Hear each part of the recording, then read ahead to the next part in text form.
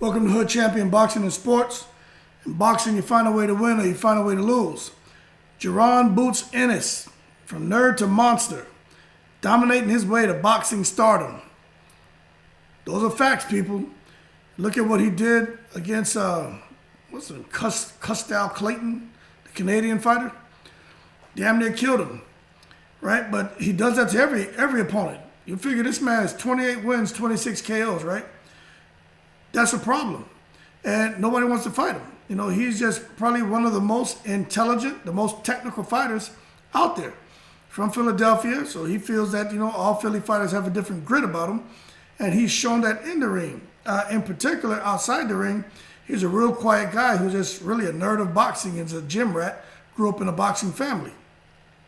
In addition, he does a lot in his community, especially with, some of the ill and, children as well who are sick. So he's trying to give back.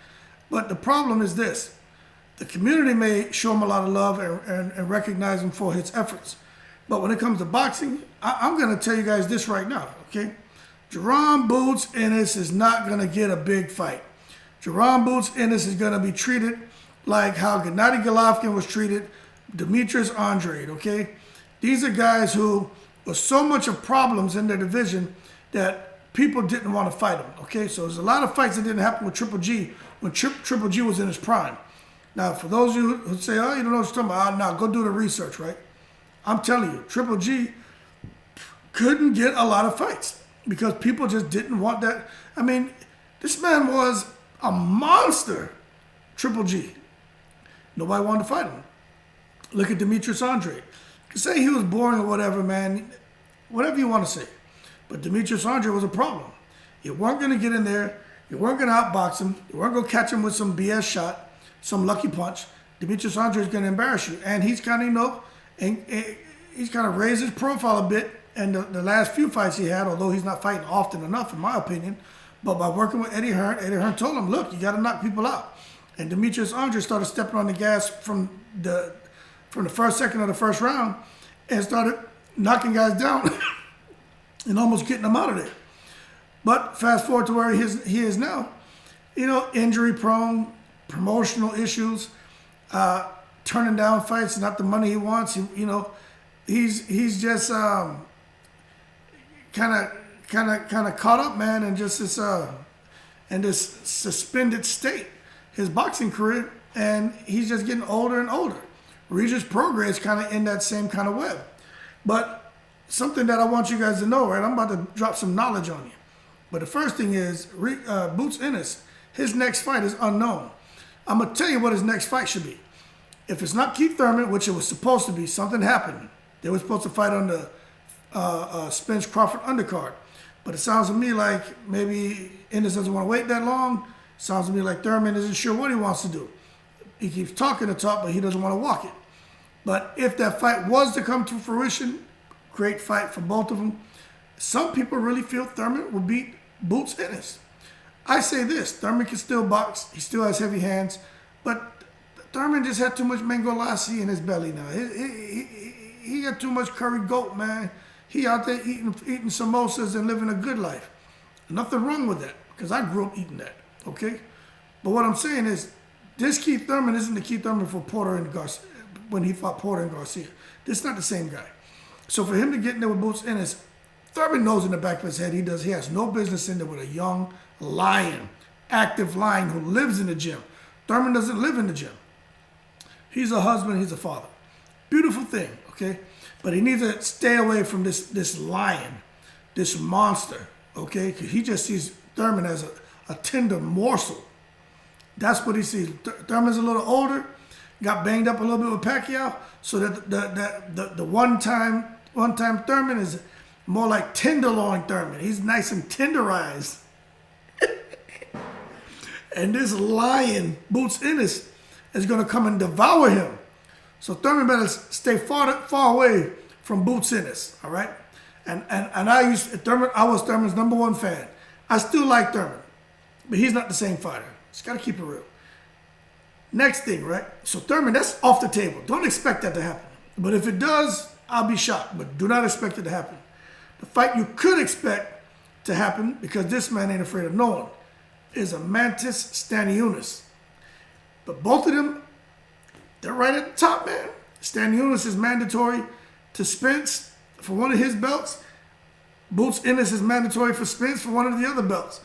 I think Boots and Stanionis may be kind of encroaching on Terrence Crawford for his belt.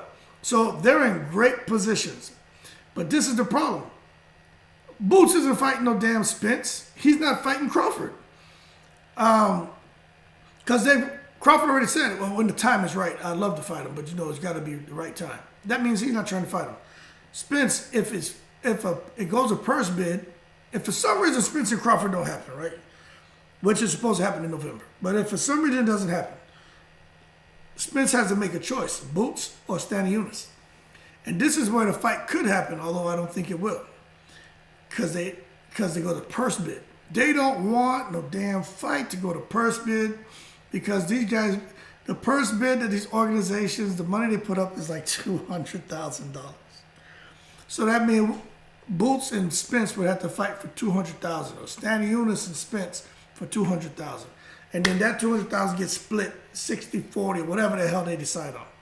That's no money at all for that caliber of fight.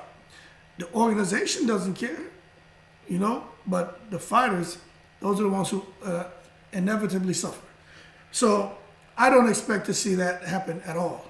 I expect Crawford and Spence to figure it out, because not even Crawford wants to end up in a situation going to purse bid with his one belt with some fighter for $150,000. Man, Crawford wants dough now. He's not going to let that happen. He's going to sit there, although he's trying to hold the line with that 50-50 split. If they come talking about purse bid and shit, he going to be like, all right, Spence, whatever you want. That's 60-40. I'd rather take, $15 million opposed to $150,000.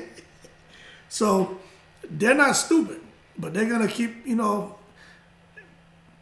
playing this game until something gets forced down their throat. But don't expect Stanionis, don't expect Ennis to get a shot at either one of those guys. I think Spence and Crawford are going to fight, and they'll probably have 2 fights, maybe 3, but 2 definitely. So that means that'll be 2022. Ennis and Stanionis won't get Crawford and Spence. 2023, Ennis and Stanionis won't get Crawford and Spence. That means Ennis is going to be there, and Stanionis, but Ennis is going to be there just trying to figure out what to do. So you got to find an opponent. But this is what's going to happen, right? Once Crawford and Spence fight at 2 times or 3 times or whatever happens, I don't expect either one of them to hold on to all of those belts as an undisputed champion. They're going to relinquish the belts, and I think both are going to go up to 154 pounds. Now, you say, well, why would they go to 154 when they just won the belts? Danny Garcia is already at 154. Understand this, people. Jamel Charlo is the undisputed at 154. Garcia is going up. Jamel Charlo is going to drop those belts. He's going to 160. You think Garcia is just going to go up to 154 just to go up there? He's short. He has short arms. Yeah, he's got power, but he's up against much bigger guys. You really think he'll get up there and fight and beat Charlo? You crazy? Man, Al Haymond's already, I'm going to do another video on this, man, but I'm going to kick the knowledge right now. Al Haymond's already decided with Charlo, you're going to drop the belts and move up to 160. Your brother will drop his belt and move up. That give you a chance to fight for the belts at 160. Your brother go out there at 168 and fight for the belts. And then I have all my top guys at 147. Spence, Crawford, DSG. They'll go up to 154 and fight. Then Boots and Stanionis can fight for the belts at 147. If they don't want to do that, they'll go up to 154, so I still can control the 147-pound division or the 154-pound division. Because if Stanionis and Ennis stay at 147, they'll fight and they'll probably win all those belts at 147 that Spencer Crawford, whoever becomes undisputed, that they relinquish.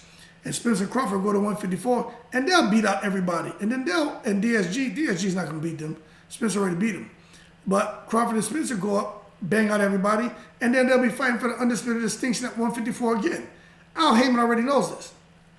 So that's the science. So Boots could get a shot at those guys, but he's going to probably have to go to 154. But he may decide to stay at 147 if they relinquish those belts. And then he'll sit there and get his chance to easily collect all the belts and become the undisputed at 147. As long as he don't have to fight Spence and Crawford, which I still think those are very competitive fights.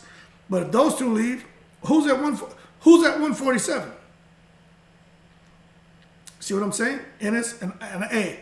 Those who don't know who's Imantas Stanley says, you need to figure it out. Stanley can fight. But that's what I think is going to happen. I honestly do. Now, you can leave your comments below because I'm sure I'll probably stir something up. I'm about to do a video on that, and then I'm going to go to bed. But that is the breakdown. That's what's going on. That's why Danny Garcia went up. Look, he can't beat nobody at 147. Okay? It's over. He was an elite fighter, but he couldn't beat the top guys, right? Danny Garcia just couldn't do it, okay? So now he's going up to 154. You can't beat guys at 147. How are you going to beat somebody at 154? Because a lot of those guys are going up. A bunch of belts are going to be released by Jermell Charlo, and he'll get a chance to fight a nobody to win at least one belt. So he'll go and become a three-weight division champion. And that's how it works. And I'm telling you, those are facts. That's not me making shit up. That's what's going to happen. Little Birdie told me that. And it just makes sense. I'm about to do a video on that anyway. But like and subscribe, man, if you enjoyed the video. Boots Ennis is a bad boy. Don't get your hopes up because he's not going to get a big fight. He's going to have to wait and figure something out because nobody wants to fight him. And understandably so. But if a big fight does happen this year, it'll probably be Stanley. It won't be Spence. It definitely won't be Crawford or Spence.